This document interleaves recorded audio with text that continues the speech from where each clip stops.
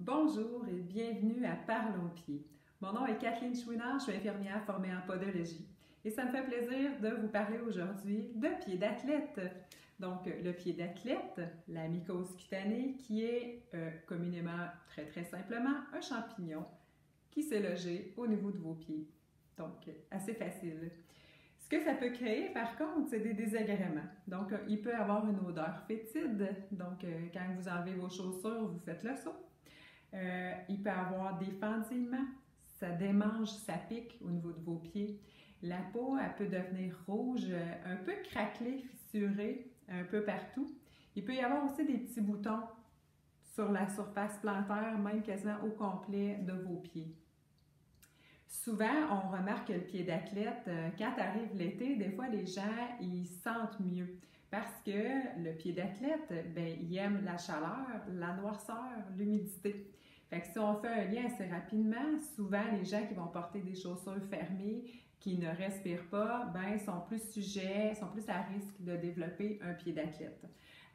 Quand arrive l'été, où est-ce que les gens se mettent en sandales, des fois ça va camoufler, ils pensent que là le problème est réglé, qu'il n'y en a plus parce que, mis à part peut-être des fois de sentir que le pied peut être sec et piquer un peu, ils n'ont plus nécessairement de symptômes. Le pied devient beau parce que le champignon, il n'y a plus de bouffe. Fait que, qu'est-ce qu'on fait avec ça, un pied d'athlète?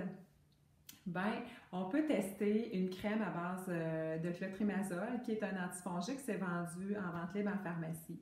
Avant d'utiliser la crème, si vous n'êtes pas sûr, vous pouvez aussi consulter soit l'infirmière en podologie, un podiatre ou le pharmacien qui va pouvoir aussi vous guider dans les signes et symptômes que vous pouvez présenter pour être certain, faire des fois un test si vous n'êtes pas allergique au clotrimazole, mais en général, ça va super bien comme traitement.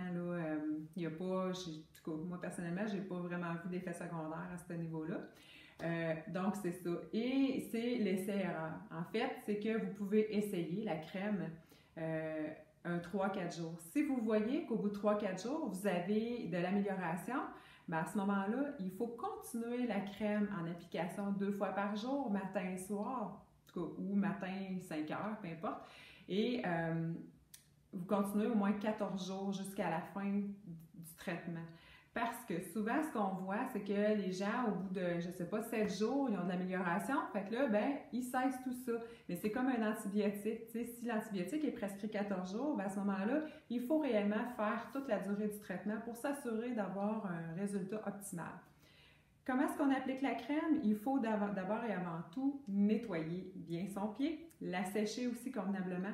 Ensuite de ça, vous allez appliquer la crème sur toutes les régions atteintes. Il y a des gens même que ça peut aller jusqu'au dessus du pied, donc on en met partout. On n'a pas besoin d'en mettre beaucoup parce que souvent les gens vont en mettre trop, un peu entre les orteils, et là, ça peut aussi créer trop d'humidité, donc favoriser les fissures et les plaies d'humidité donc entre les orteils. Vous pouvez même assécher un peu le surplus de crème et mettre une poudre. Donc, il y a des poudres aussi antifongiques qui se vendent en vente libre en pharmacie, ou sinon du fécule de maïs ou une poudre vraiment qui va maintenir le pied le plus sec possible. La ligne de conduite, c'est ça, maintenir le pied le plus sec possible pour couper la bouffe de ce champignon.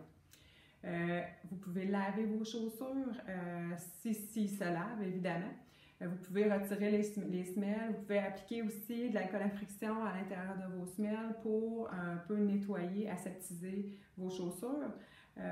Vous pouvez mettre changer de bas régulièrement. Donc, il y a des bas, soit en laine de mérino ou en fibre, qui vont plus respirer, exemple, que des bas de coton.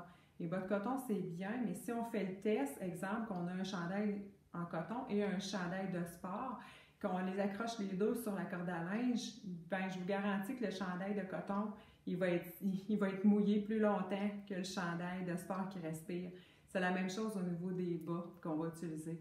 Si vous avez juste des bas de coton, c'est pas grave, allez pas nécessairement magasiner des bas pour ça, mais apportez-vous des bas sur votre lieu de travail ou peu importe quand vous pouvez, puis changez-les tout simplement pour vous assurer que votre pied reste le plus au sec possible. Aussi, il se vend des semelles de propreté que vous pouvez mettre à l'intérieur de vos chaussures et les jeter, tout simplement quand ils s'en viennent maganer ou peu importe.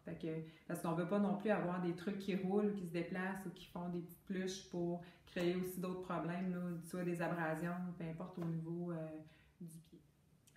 Ceci met fin à ma capsule sur la mycose cutanée. C'est certain que ça n'englobe pas tout, ce sont des petites capsules qui ne durent pas longtemps, mais si jamais vous avez des questions, si vous avez besoin d'un rendez-vous, si vous avez envie de me rencontrer, ben ma porte est ouverte n'importe quand. Je vous laisse mes coordonnées à la fin du vidéo. Kathleen Chouinard, puis au plaisir de vous voir. Bye bye!